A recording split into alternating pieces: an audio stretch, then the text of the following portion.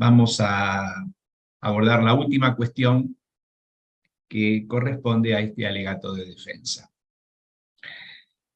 En rigor de verdad, con todos los temas que fuimos desarrollando a lo largo de estas 3 largas jornadas, desde distintas perspectivas fácticas, probatorias, de derecho penal, de derecho administrativo, de derecho constitucional, como nos expuso hace un rato la vicepresidenta,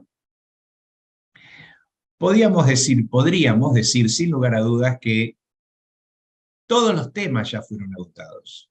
Todos los temas fueron agotados y la respuesta a la acusación que se formuló, tanto en su versión original como en la reformulación del alegato, se encuentra más que formulada.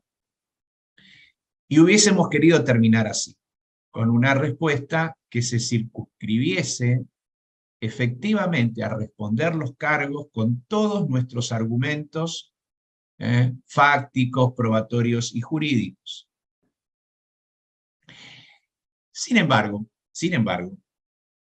al finalizar su alegato, o casi cuando estaba concluyendo, la Fiscalía introdujo un nuevo hecho, o una nueva cuestión, para ser más preciso, referida a un tema realmente muy grave, muy grave.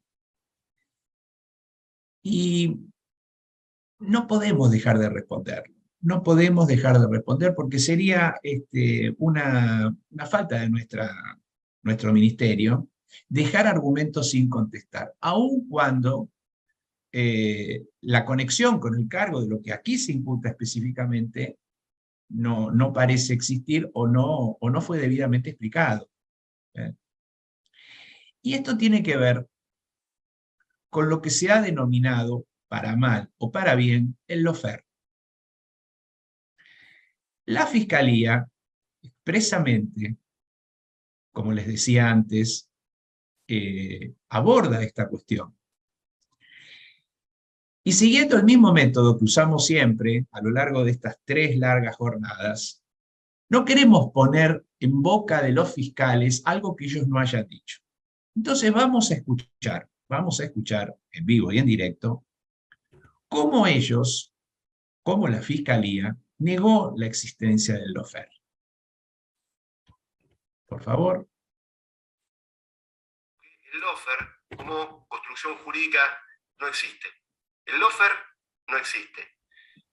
Y en efecto, si bien este vocablo ha tenido ya un buen marketing, a nuestro modo de ver, no es más que parte de un entramado político que tiende a desacreditar investigaciones penales por procesos graves de corrupción seguidos contra funcionarios, exmandatarios, empresarios. En definitiva, se erigen como una forma novedosa y más refinada de lo que antiguamente se denominaba persecución política. En la práctica es usual observar que cuando los investigados y hasta las personas que resultan condenadas y no pueden revertir los hechos o no pueden revertir las pruebas en los distintos procesos penales, se emplee este tipo de estrategias que resultan ajenas al ámbito jurídico o al ámbito procesal.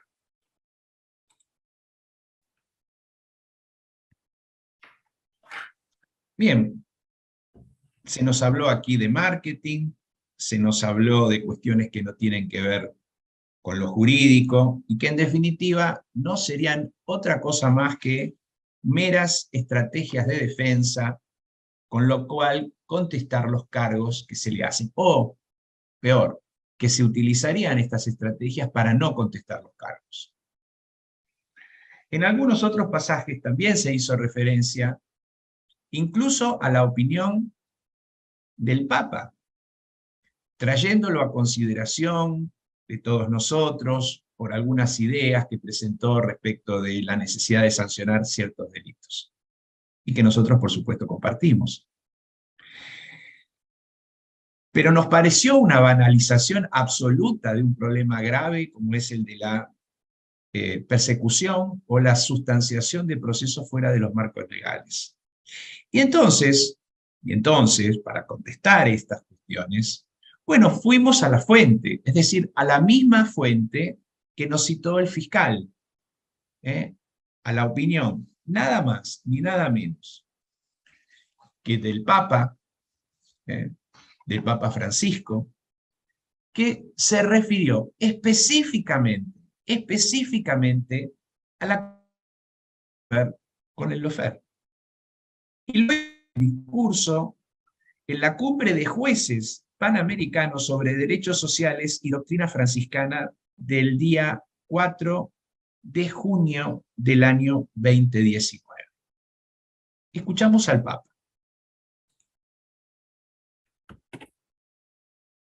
Aprovecho esta oportunidad de reunirme con ustedes para manifestarles mi preocupación por una nueva forma de intervención exógena en los escenarios políticos de los países a través del uso indebido de procedimientos legales y tipificaciones judiciales. El lawfare, además de poner en serio riesgo la democracia de los países, generalmente es utilizado para minar los procesos políticos emergentes y propender a la violación sistemática de los derechos sociales.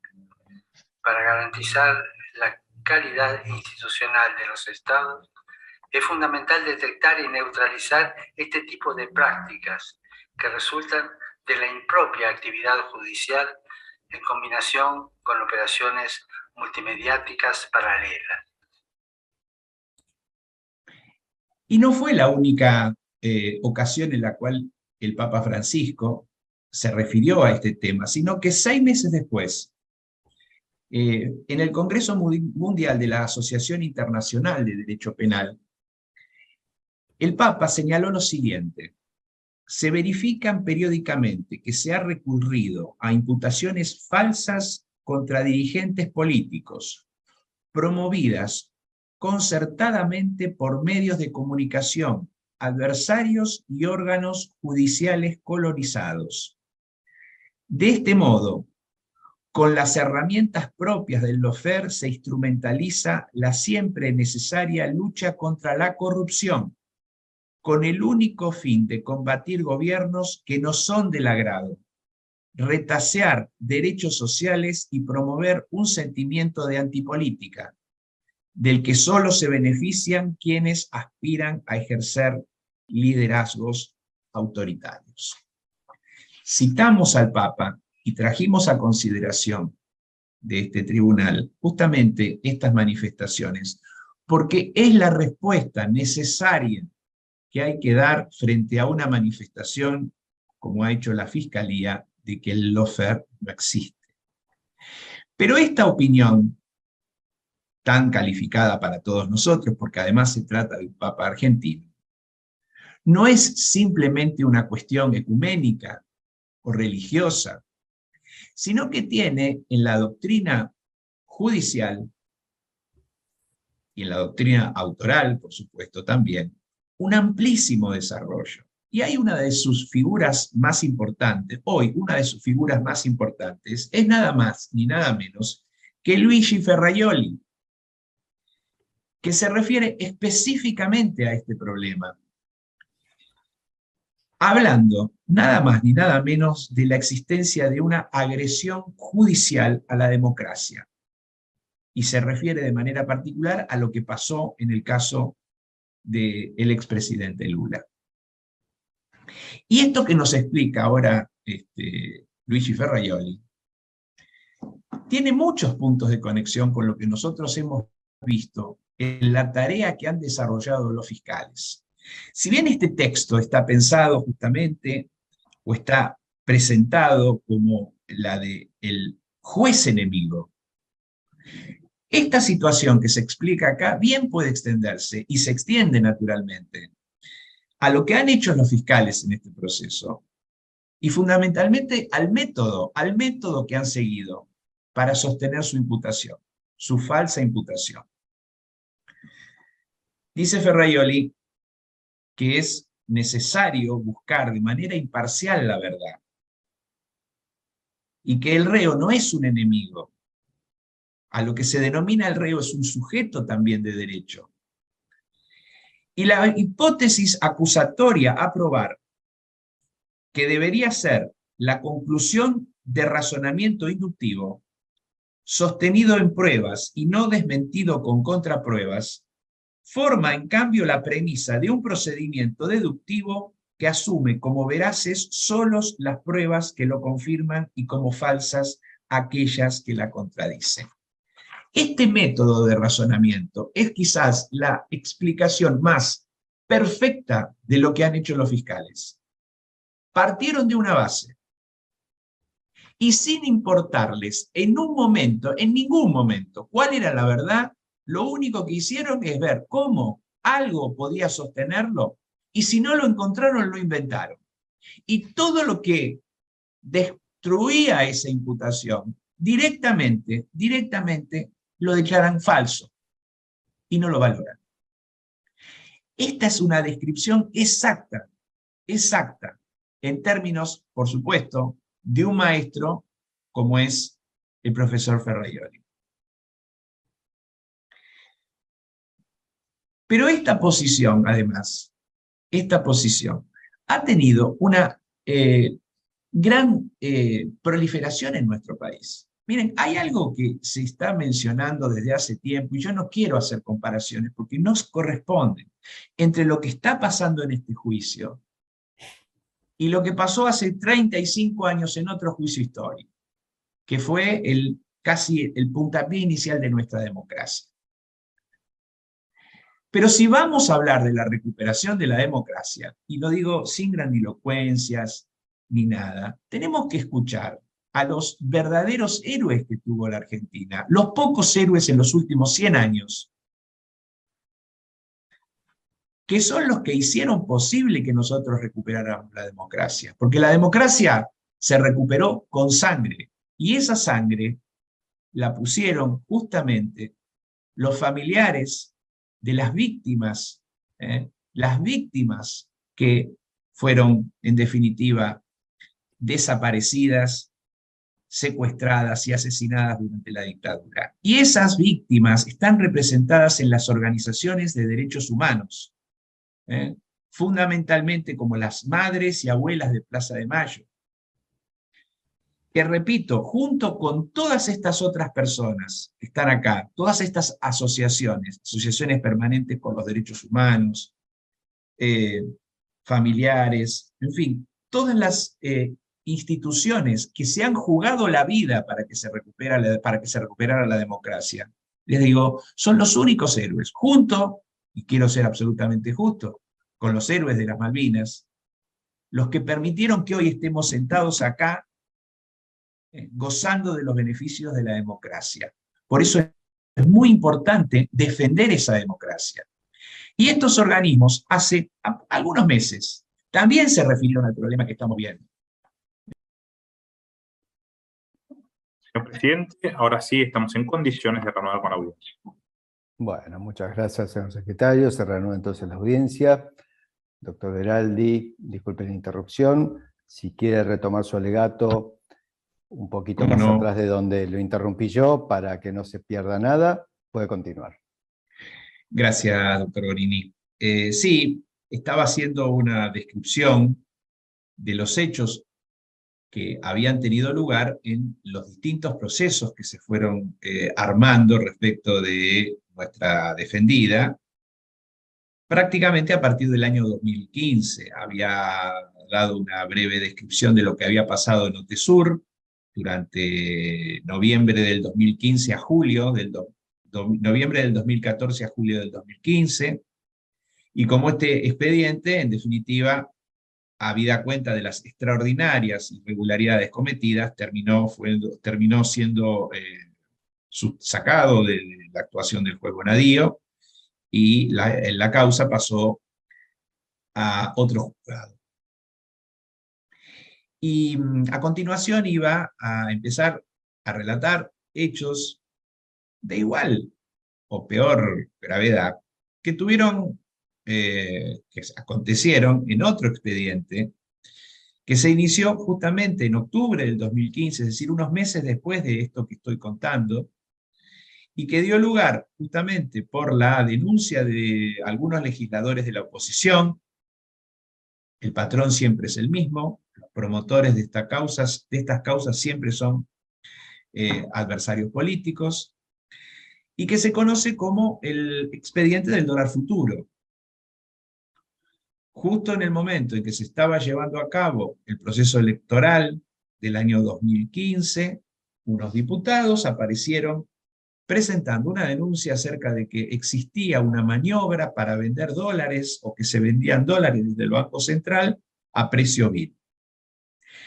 La denuncia era manifiestamente falsa porque no se vendía nada, no se vendían dólares. Lo que se hacía era una política de control monetario para evitar justamente bruscas devaluaciones. Y toda esta operación se hacía en pesos. Sin embargo, la causa, este proceso judicial fue instalado ante la opinión pública diciendo que se estaban mal vendiendo los dólares del Banco Central. Y nuevamente cayó en el juzgado de Bonadío. ¿Qué hizo el juez? Bueno, rápidamente utilizó la misma estrategia, darle a este expediente una espectacularidad. ¿Y qué ocurrió? 3 días antes de que se llevara a cabo la segunda vuelta del comicio, allanó el Banco Central. Y allanó el Banco Central con el pretexto de que iba a buscar una documentación que ya tenía en su juzgado. Y no lo hizo a cualquier hora, lo hizo justamente a las 13 horas y, además, como consecuencia de eso,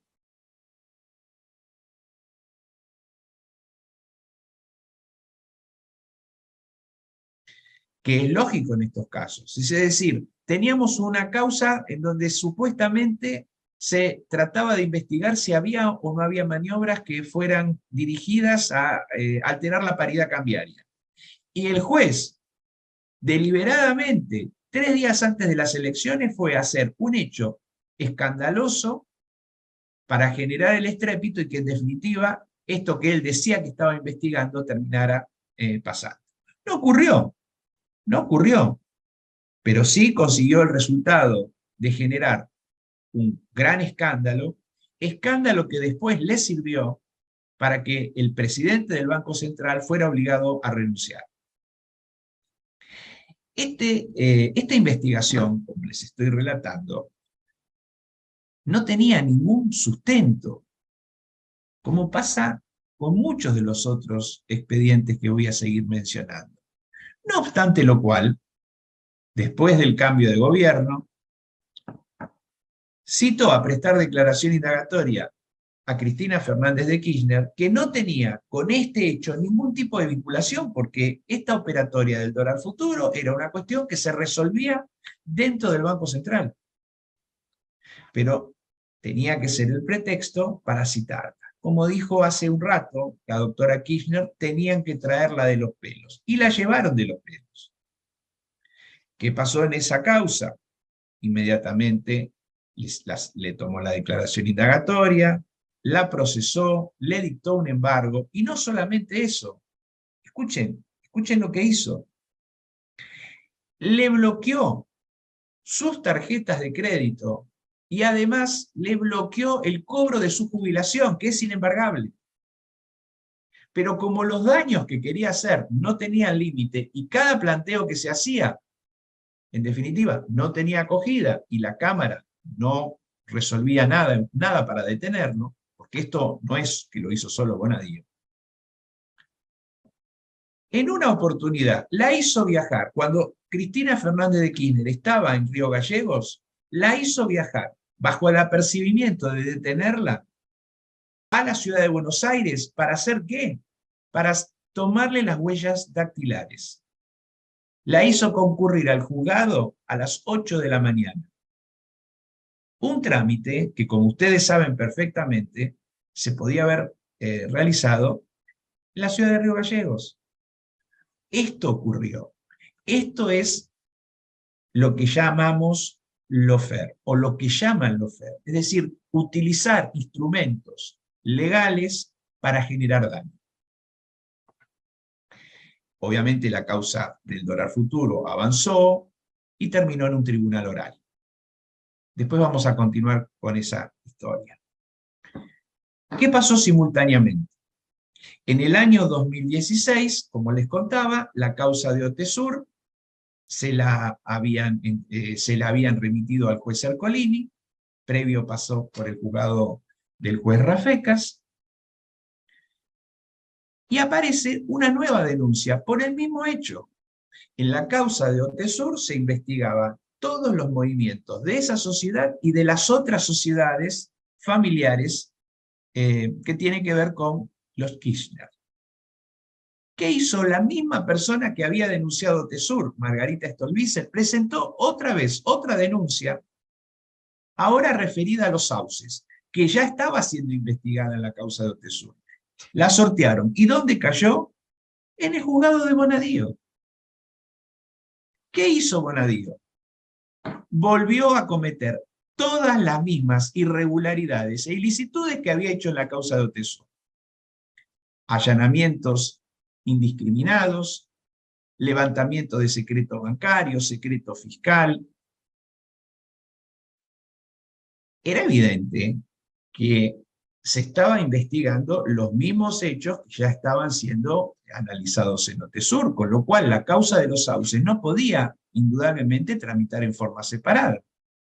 Planteamos que debían ser unificadas, fue rechazado, sin ningún fundamento. La causa de los sauces avanzó en el sentido de seguir juntando papeles para permitirle que en un determinado momento citara, prestar declaración indagatoria y realizara una medida que no tiene nada que ver con la competencia que ejercen los jueces penales, y es intervenir todas las sociedades familiares, intervenir la sucesión de Néstor Kirchner, y luego intervenir un condominio, es decir, algo que es, en definitiva, el ejercicio de un derecho real. También intervino eso. Y no solamente eso, sino intervino a todas las sociedades que tenían alguna relación con esas actividades comerciales. Y tuvo intervenido al canal C5N durante 4 meses. ¿Escuchan la gravedad de lo que yo estoy diciendo? Bueno, eso pasó en la Argentina durante todo el año 2016 y siguió transcurriendo mucho tiempo después. ¿Qué ocurrió después? Citó a prestar declaración indagatoria, obviamente procesó a todo el mundo. ¿Y qué hizo en la misma resolución? En la misma resolución se declaró incompetente y mandó el expediente a lo del juzgado de Ercolini. Es decir, lo que le habíamos planteado al principio. No lo hizo lugar, tuvo el expediente todo el tiempo que quiso y después se declaró incompetente en la misma resolución. ¿Alguno de ustedes, jueces, fiscales, vieron algún escándalo jurídico mayor que esto? ¿Alguna vez? No. Planteamos todas las cuestiones que había que plantear. Dejamos constancia de todas las irregularidades que se cometían. Llegamos hasta la Corte. ¿Alguien hizo algo? ¿El sistema judicial dio una respuesta? No. Todo siguió igual. Pero, obviamente, cuando se sale de la ley, y esto es salirse de la ley, entonces ya no hay límite. Y entonces se siguen multiplicando las agresiones que se dicen judiciales. Esto es objetivo lo que yo estoy contando. ¿Qué hizo? ¿O qué pasó? Ustedes conocen, porque recién lo mencionó la doctora Kirchner, la causa del memorándum. Recuerdo mínimamente, la causa del memorándum se inició por una denuncia del fiscal Nisman el 14 de enero del año 2015.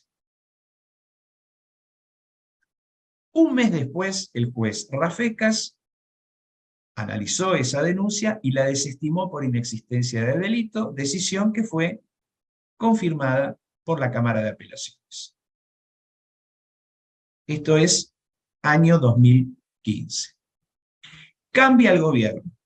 Fin de diciembre del año 2015, ¿qué hacen? Aparecen 2 nuevas denuncias, por los mismos hechos, denuncias mellizas por el mismo tema del memorándum. ¿Y dónde caen? En el juzgado de Bonadío. ¿Qué hace Bonadío? Y naturalmente lo que hizo siempre, empezó a avanzar de manera ilegal para quedarse, obviamente, con esta investigación. Paralelamente, la causa que había estado y que estaba todavía en el juzgado de Rafecas, que estaba desestimada, y esa desestimación estaba firme, intentaron reabrirlo. Como el juez Rafecas dijo que no, apelaron, fueron a la Cámara dijo que no, y entonces fueron con un recurso de casación. ¿Quién fue? La Fiscalía y personas que se habían presentado en ese expediente como pretensos querellantes. Nada ahí. Llegó a la Cámara de Casación. ¿Quiénes intervinieron en ese expediente? 2 jueces que intervenían simultáneamente en la Sala 4 y en la Sala 1. Es decir, que intervenían en las causas mellizas que había armado Bonadío y en la causa que se intentaba reabrir, que era la causa que originalmente había sido sobreseída o desestimada. ¿Qué hicieron los jueces? Ya los mencionó la doctora Kirchner. Visitantes frecuentes de la Quinta de Olivos y de la Casa de Gobierno. Reabrieron la investigación, violando, pero de manera grosera, todas las garantías. Y toda la investigación, ¿dónde terminó? Porque hay muchos pasos en el medio, pero ¿dónde terminó la investigación? A ver si adivinan. En el juzgado de Bonadío. Otra vez. ¿Y qué hizo? Avanzó, detuvo gente y la procesó a Cristina Fernández de Kirchner, nada más ni nada menos que por el delito de traición a la patria. Por eso citamos ciertos antecedentes, no porque querramos darle contenido político ni hacer comparaciones, porque esas cosas volvieron a pasar en la Argentina. Y frente a esto, ¿cuál fue la respuesta del sistema judicial, o por lo menos de algunos de los jueces? Mirar para el costado. ¿Esto es un procedimiento legal? ¿Alguien puede decir seriamente que este es un procedimiento legal? Bueno, la causa del memorándum siguió y llegó a juicio. En el contexto que estoy describiendo, también está la causa de vialidad, cuyos trámites procesales fueron descritos con bastante detenimiento y no voy a volver sobre eso. Pero recuerden que ahí también se hizo una operación para cambiar los fiscales. El denunciante original, Javier Iguacel, había presentado una denuncia y después hicieron con una fotocopia la misma denuncia otra vez para cambiar los fiscales. Es decir, siempre la violación sistemática de la garantía del juez imparcial se verifica en todos los expedientes, y la limitación de la garantía de la defensa y juicio, peor todavía. Por eso se dice, no hubo lawfare. ¿Y esto qué es? Llámenle como quieran. ¿Pero esto qué es? Estos son procedimientos regulares. En este camino hacia la ilegalidad absoluta, luego, en el año 2018, apareció el denominado proceso de los cuadernos. Otra maniobra calcada de Forum Shopping, en donde se produjeron otras irregularidades que ya conocemos. Las declaraciones de los arrepentidos, la falta de registros audiovisuales, la necesidad de que estos arrepentidos digan siempre que de alguna manera Cristina Fernández de Kirchner participó de un negocio ilícito, por supuesto, porque si no iban presos. Esta es la utilización que se hizo del instrumento de las declaraciones premiadas, la delación premiada. Esto no es una delación premiada, esto es un delito que se cometió en el mismo edificio donde están ustedes. ¿Y qué hizo el juez? Bueno, con todos estos elementos, citó a indagatoria, la citó 8 veces en un día, a 8 indagatorias juntas en un día. Eso es permitir ejercer el derecho de defensa. ¿Alguien se va a hacer responsable alguna vez de todo esto? Y además, como si fuera poco, fue nuevamente allanarle todos los domicilios. Ya era 10 veces que había ido a todos los domicilios. Y no solamente esto, sino que además le rompió en las paredes de la casa, buscando la bóveda que obviamente jamás existió. E incluso hasta permitiéndose sacarme del allanamiento. Porque hasta eso hicieron, hasta burlarse y encima dijeron, ni siquiera te vamos a dejar participar del allanamiento. Todas estas cosas que son públicas, ¿alguien se preocupó por decir, esto no puede pasar, esto no puede ocurrir? ¿Alguien dijo algo sobre esto? Estoy describiendo hechos. Ustedes pueden ir a cada uno de esos expedientes y ver si yo tergiversé alguna de las circunstancias que estoy contando. Y además de la causa de los cuadernos, se hicieron más derivaciones. Hasta se dio el lujo, por decirle de alguna manera, hasta secuestrarle el bastón presidencial. Esto pasó en la Argentina democrática. Esto pasó en la Argentina democrática. Y nunca, nunca escuché ningún nacionalista de los que hablan ahora decir una sola palabra sobre esta masacre de las garantías constitucionales. Ni una palabra. Y en esas derivaciones también investigaron cualquier cosa que pudiera investigar, si tenía un documento histórico, si hizo vuelos, cualquier cosa. Y se siguieron formando expedientes y siguieron formando expedientes. No fueron todos los jueces los que hicieron esto, quiero ser absolutamente claro, no fueron todos los jueces, pero fue un grupo de jueces y fiscales que estaban estratégicamente fijados y que permitieron y validaron todos estos crímenes, porque son crímenes, no hay otra forma de decirlo. Por suerte, como les digo, hay mucha gente buena dentro del Poder Judicial, mucha gente que hace su trabajo. Y cuando estos expedientes, estas causas llegaron a los tribunales orales, en muchos tribunales orales empezó a darse soluciones razonables. No favores políticos, soluciones razonables, aplicación de la ley, nada más que eso. ¿Qué pasó con el dólar futuro?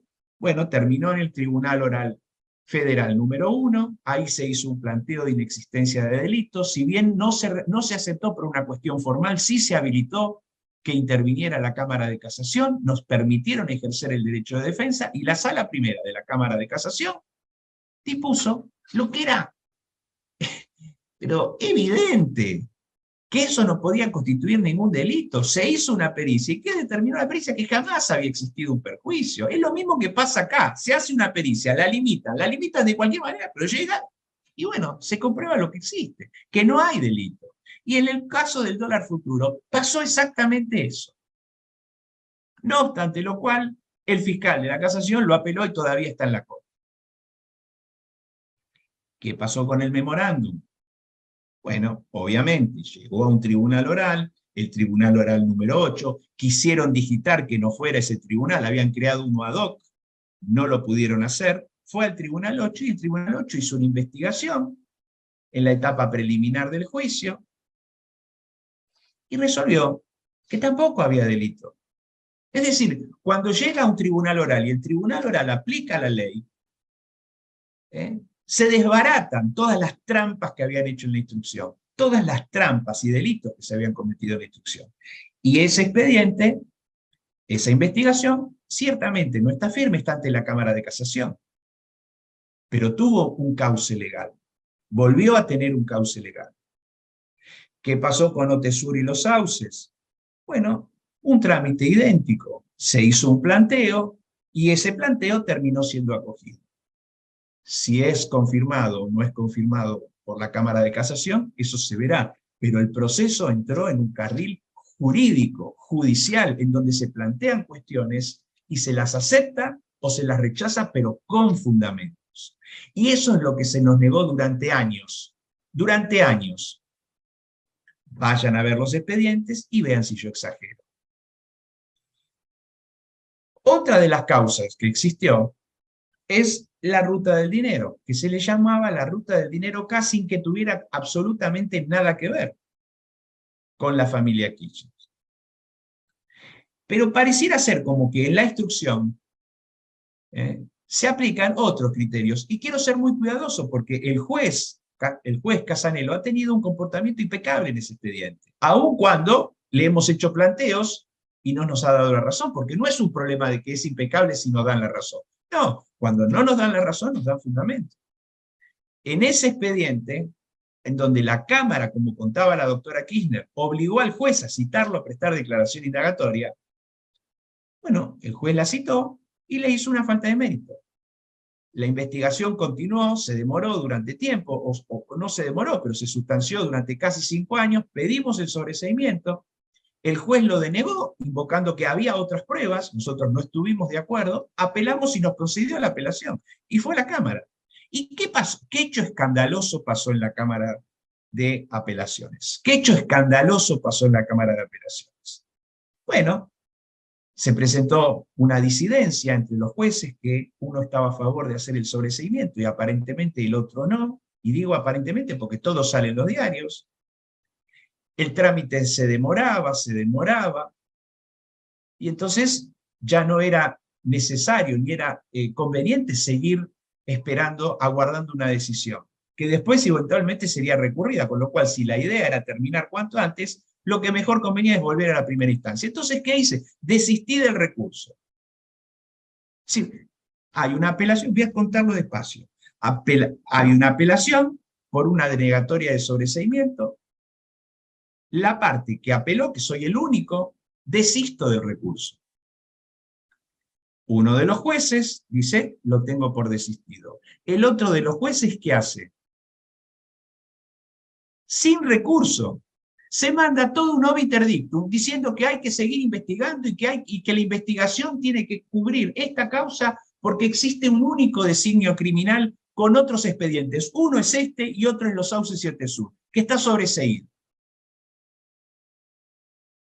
¿Eso es una decisión legal? ¿Alguien vio?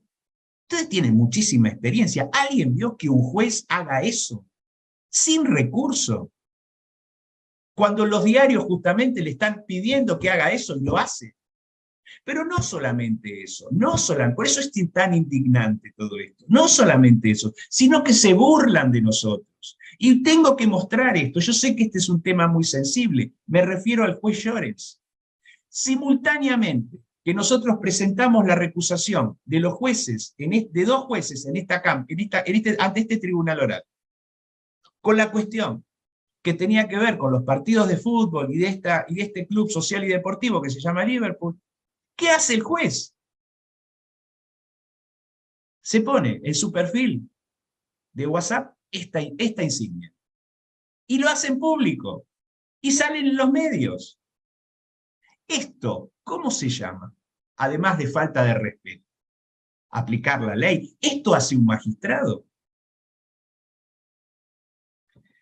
Miren, son cosas muy graves y se han mantenido en el tiempo. Por eso, a pesar de todo el esfuerzo que hemos hecho, con razón nuestra defendida dice, bueno, yo me sentí indefensa. Y se sintió indefensa no porque no hiciéramos todo, porque esta es la reacción jurisdiccional. Y esto está fuera de la ley. Esto está fuera de la ley. Hay que decirlo con todas las letras, porque si no, no se entiende. Y esto no es un problema político, no es que a los peronistas hay que tratarlos de una manera, porque yo en los temas políticos jamás me metí, pero sí en la tutela de las garantías. Si se habla del lawfare, a esto es lo que yo me refiero. ¿Cuáles sean las proyecciones políticas hacia afuera de los tribunales? Eso es una cuestión distinta. Pero dentro de lo que es el sistema judicial, esto no puede pasar. Que no se le respeta la garantía del juez natural, que la procesan por el mismo delito de asociación ilícita en 5 oportunidades, porque se plantean pruebas y se rechaza. Eso no puede ser. No puede ser. Si hay una culpabilidad, bueno, que se determine. Y el último acto de este lawfare es esta acusación. Esta acusación que ustedes tienen que analizar y sobre esta base tienen que resolver es un acto eminente de lawfare. La puesta en escena que hicieron, la manera de valorar la prueba, la manera como obstruyeron durante todo el debate la averiguación de la verdad, no solamente porque no pedían las medidas de prueba que correspondían, sino porque cada vez que había una actividad, una pregunta, se oponían. Y esto no puede ser, porque no puede ser el comportamiento de fiscales, de fiscales que tienen el deber de objetividad. Preguntarle a un testigo, como vimos aquí, ¿cuál es o a qué partido pertenece? Eso solo yo lo vi en algún régimen totalitario. Por eso cuando se habla de lawfare, de lo que estamos hablando es de poner en peligro el sistema democrático. Y no es una grandilocuencia, es lo que pasa. Juzgar a una persona sin garantías, porque tiene un determinado pensamiento político. Y eso es lo que no puede pasar. Lo que nosotros vimos en esta acusación, lo que hemos contestado en esta acusación, es la prueba evidente de lo que no se puede hacer. Acusar de la manera que la Fiscalía piense. No importa, se contesta, pero no hacer un show. Eso no corresponde. Ni corresponde hacer los excesos que hicieron y no corresponde obstaculizar la averiguación de la verdad. Por eso, para terminar, señores jueces, aquí no existen dos caminos, no es corrupción o justicia. Acá existe un solo camino, que es justicia. Justicia, y es lo que nosotros esperamos. Formal, mantengo las reservas que fueron oportunamente articuladas, y les agradezco mucho toda la atención que nos han dado, el respeto con el que nos han escuchado, y nada más. La defensa ha concluido. Muchas gracias.